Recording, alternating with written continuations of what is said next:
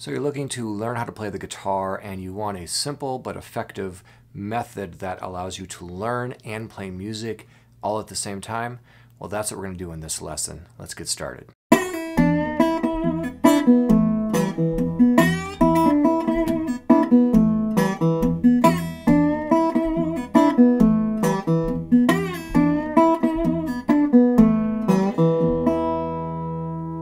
I'm Tom Feldman, and this is Play Country Blues. Hey everybody, Tom Feldman here, playcountryblues.com, and as I mentioned, we are going to work through a method of learning how to play the guitar, very basic, simple yet effective, that's going to teach you the basic chords that you need to know to play the guitar, but it's also going to have you playing music along with learning those chords. Now before we get into it, I want to mention that learning the guitar is a very challenging thing, mainly because there's nothing that we do on our day-to-day basis that really prepares our hands to do what needs to be done to play the guitar. I mean, number one, you've got to be able to grip it and make the chords or play the notes, and the tension that is needed. There's really nothing else that I can think of that really mimics that in our day-to-day life.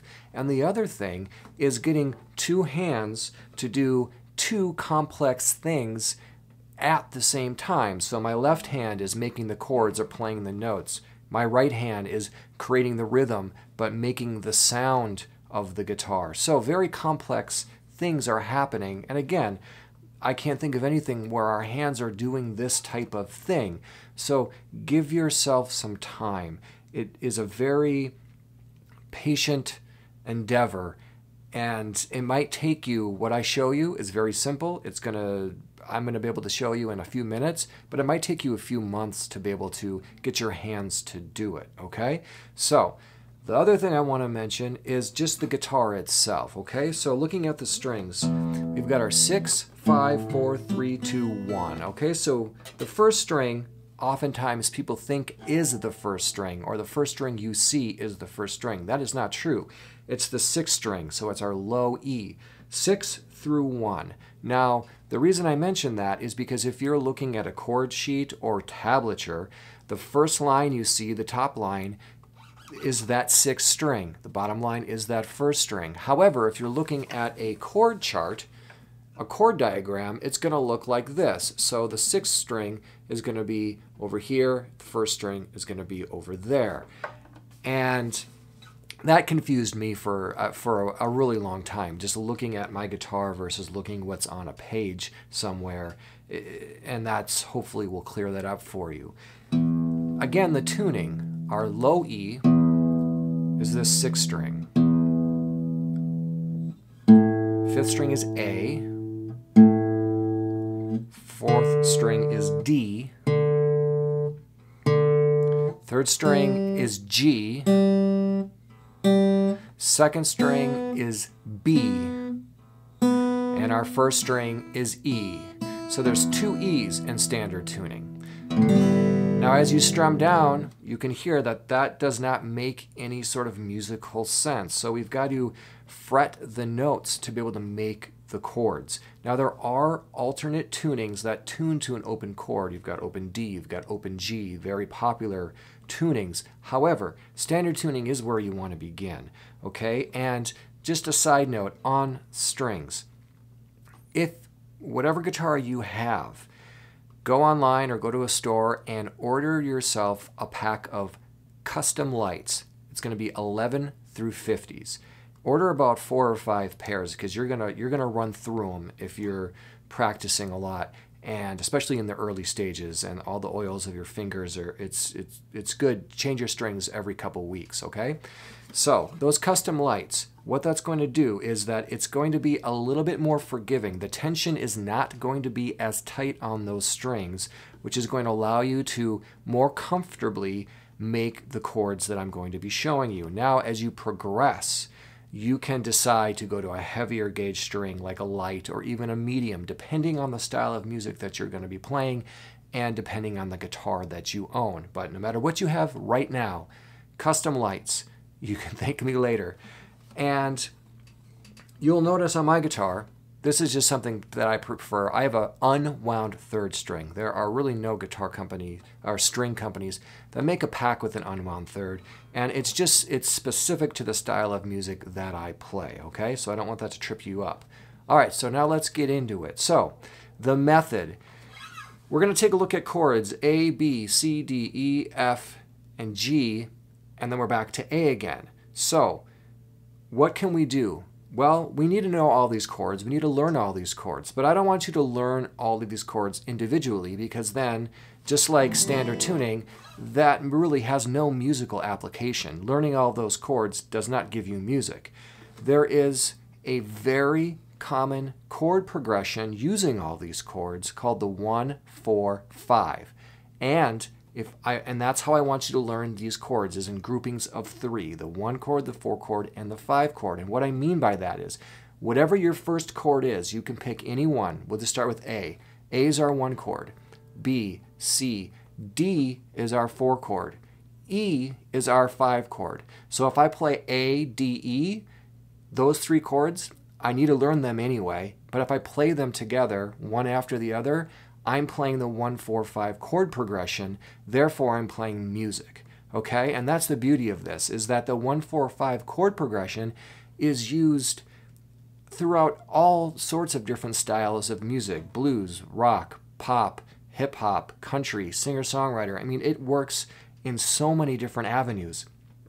And so, let's just jump right in and I'll give you a quick example. So like I said, we'll start with A. And again, you can start anywhere. E, F, G, A, B. So 1-4-5, or C, D, E, F, G. Okay? Don't be afraid to use your hands or write it out. Okay? You just count from 1 to 4 to 5, and that's your progression. So here's our A. Now let's talk a little bit about making chords, okay? So the A chord, there's 2 different ways to recognize a chord. One is by its chord shape, so you're memorizing what the chord looks like, and that is the method that I use. The other is to know the notes that make up that chord, and that's a little bit more on the theory side, and that will be important, but maybe not right now, maybe later on down the road. Okay, so you've either got to memorize the chord shape or memorize the notes themselves. But here's our A. This chord is just 5 through 1. So we've got our A, we've got our E, we've got our A on our 3rd string, we've got our C sharp, and we've got our E. And there's different ways to make these chords, but I want you to just do this one this way for now. Just strumming down. A few things to talk about. Number 1 is we're making the note or between the frets. If you're on a fret, you're going to get that not so pleasant sound, okay? So you got to make sure that you're pressing in between the frets. The other thing to note is if you're not giving enough pressure,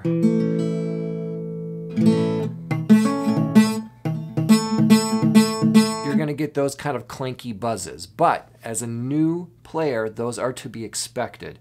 You're not just going to grab it and play it perfectly the first time, okay? So the other thing to think about is how much pressure am I supposed to be applying? And I would say, as a new player, you are gripping this like you're gripping a baseball bat, and you're squeezing as hard as you possibly can, so hard that your fingers might start to bleed, so hard that your hand might start to cramp up, but you won't always have to grip it that hard. You're training your hand to have the right amount of pressure.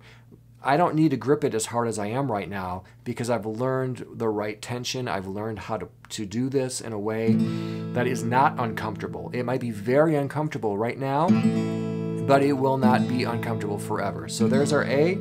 There's our D. Again, 5 through 1. 5th, 4th, 3rd. Is that A? Now we're up to that 2nd string, which is D. And now we're up to F sharp on that 1st string. So A, D, A, D. And just learning how to transition your hands from one chord to the next. So this is 1, 4, 1, 4, which is actually music in and of itself. Our last chord is an E chord. So we've got our 6th string, and then we've got our B. So this is the 2nd fret for strings 5 and 4.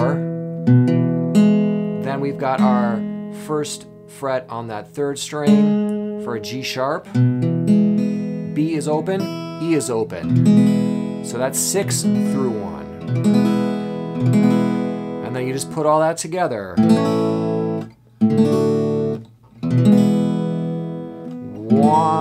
4, 5.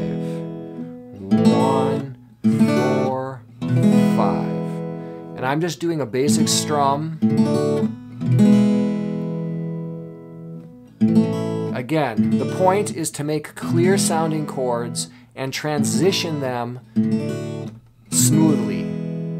And like I said, all of this, which took me just a few minutes to show you, this might take you months of work. I know it did for me. It took a long time to be able to make the chords. However, I learned the chords one at a time, and then at the end of that, I was like, well, this doesn't make any sense. These don't connect to each other at all. It makes no musical sense. And I learned by ear, and I learned by myself. No one was there to show me or guide me and say, oh, well, you put these chords together and that makes a song. That didn't dawn on me until I had played a bunch of songs, and it just was like, oh, okay, I get it. These chords work together and these ones don't. So I hope that this helps you to get started, and I want you to learn all of the chords in those 3 clumps of 3, okay? So if you're looking for a program or a course that walks you through all of those chords, head on over to Play Country Blues, where I taught a how to play the guitar lesson, and I walk through all of the chords, how they work together. I also talk about the majors, the minors, the sevenths, and I talk a little bit more about what to do next from here to get you going to the next steps.